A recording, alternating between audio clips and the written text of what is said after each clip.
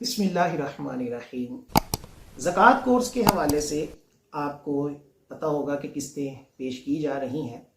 तो हमने पिछली किस्त के अंदर ये पढ़ा था कि अमवाले ज़कात भी 4 किस्म के होते हैं। एक सोना, दूसरा चांदी, तीसरा माले तिजारत और चौथा करेंसी।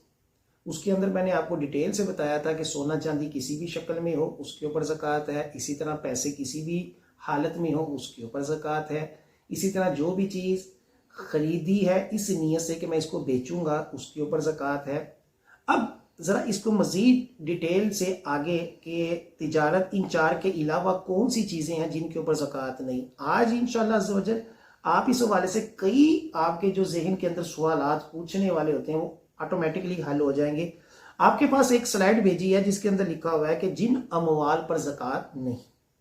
उसके अंदर लिखा हुआ है कि वो अमवाल जिन पर शरीयत मुताहरा ने ज़कात वाजिब नहीं फरमाई, हाँ वो कितने ही कीमती हों, वो 2 तरह के हैं। नंबर 1 हाजत असलिया वाला माल, नंबर 2 माले गैर नामी। हाजत असलिया से मुराद ये है कि वो माल, वो सामान जिसको इंसान अपनी ज़रूरत में इस्तेमाल करता है, चाहे वो जितने मर्जी कीमती हों, उनके ऊपर ज़कात नहीं होती। जैसे घर के बर्तन हैं, कपड़े हैं, घर के दीगर सामान वगैरह हैं, औजार हैं, ये सारी चीज़ों के ऊपर ज़कात नहीं, क्योंकि ये इंसान की इस्तेमाल वाली ज़रूरी चीज़ें हैं। दूसरे नंबर पर है माले गैर नामी। हमने ये याद पढ़ा था, आपको याद होगा कि ज़कात माले नामी के ऊपर। नामी का माल होता है भरने वाला, कि जो माल को बढ़ाने वाली चीज़ें हैं वो 4 हैं: सोना चांदी, करेंसी और माले तिजारत। इनके अलावा जो भी आपके पास सामान है, कोई भी और चीज़ है, उसके ऊपर ज़कात नहीं होगी। आपके पास एक दूसरी स्लाइड भी होगी, पोस्ट होगी, जिसके अंदर लिखा हुआ है कि जिन अमवाल पर ज़कात नहीं, हाजत असलिया वाला माल। उसके अंदर लिखा हुआ है कि वो चीज़ें जिनकी उमूमन इंसान को ज़िंदगी गुजारने के लिए ज़रूरत होती है और इनके बगैर गुज़र औकात में शदीद तंगी और दुश्वारी महसूस होती है, ऐसी चीज़ें हाजत असलिया में दाखिल हैं। हाजत असलिया और ज़रूरत की अशिया, इसके अंदर फिर डिटेल बताई है कि खानादारी का ज़रूरी सामान, रहने का मकान, सवारी यानी गाड़ी वगैरह, ज़रूरत की किताबें, सर्दी गर्मी में पहनने के कपड़े, खाने पीने की ज़रूरी खुराक, पेशा वराना आलात, असबाब और मशीनें। हाजत असलिया में फ़िलहाल खर्च करने के लिए या कर्ज या मकान या दुकान का फ़िलहाल किराया अदा करने के लिए करेंसी वगैरह, यानी जो भी आपकी ज़रूरी हैं, आपको अपनी ज़ाती ज़िंदगी में उसकी ज़रूरत पड़ती है, उसके अंदर उन्होंने मोटी मोटी बातें बता दी कि घर का सामान है, कपड़े हैं, बिस्तरे हैं, इसी तरह आपके पास पेशा वराना आलात हैं, यानी एक बंदा मकैनिक है तो मकैनिक का सामान है, वो सारी चीज़ें जो होगी वो हाजत असलिया में। इसी तरह एक बंदे का प्रिंटिंग प्रेस है, उसके अंदर जो मशीनें हैं जिसके ज़रिए से वो लोग मजदूरी करता है, लोगों को प्रिंट निकाल कर देता है, तो वो जो मशीन है वो भी इसकी हाजत असलिया है कि ये इसकी रोज़गार है। इसी तरह अगर एक बंदा जो है वो रिक्शा चलाता है तो रिक्शा उसकी ज़रूरत है, अगर कोई वैगन चलाता है तो वैगन उसकी ज़रूरत है। इसी तरह बकिया गाड़ियाँ हैं जो वो चलाकर अपना गुजर बसर करता है, तो इन सब चीज़ों के ऊपर ज़कात लागू नहीं होगी। इसको मज़ीद आप डिटेल के साथ अगली जो पोस्ट है उसको देखें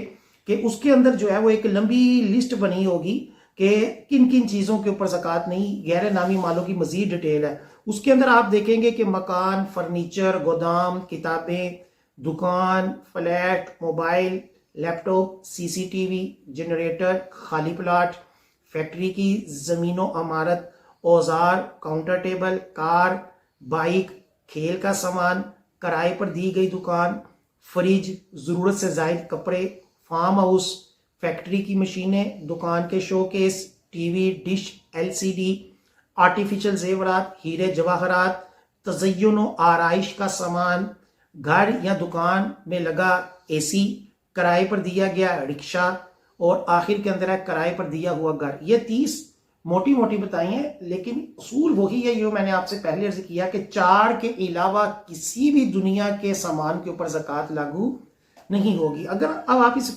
जो है फहरिस्त को बागौर देखें तो इसके अंदर देखें कि फर्नीचर लाखों रुपए का होता है, मकान करोड़ों रुपए का होते हैं, गोदाम जो होता है वो कितना महंगा होता है, किताबें भी बाज़ दफ़ा बड़ी बड़ी ढेर सारी पड़ी होती हैं, इसी तरह फ्लैट जो होते हैं, मोबाइल होते हैं, इसी तरह फार्म हाउस ये भी इतना महंगा होता है। लेकिन इन चीज़ों के ऊपर ज़कात लागू नहीं होती। क्यों नहीं होती?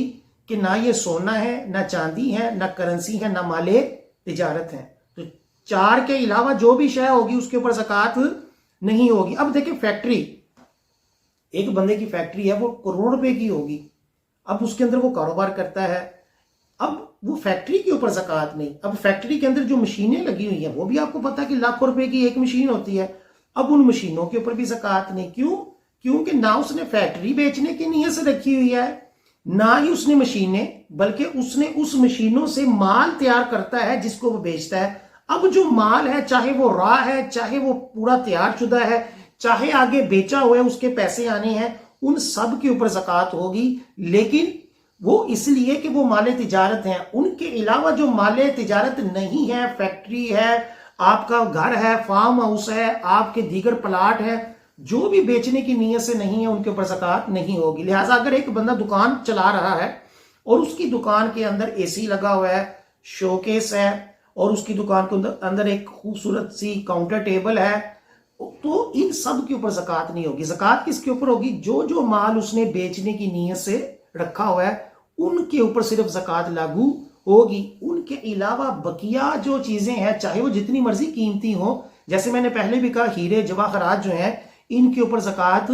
नहीं होगी, चाहे इसकी हाजत से जायद है, चाहे वो इनको अपने फालतू रखा हुआ है, इस्तेमाल में भी नहीं लाता, लेकिन उनके ऊपर ज़कात नहीं होगी। क्यों?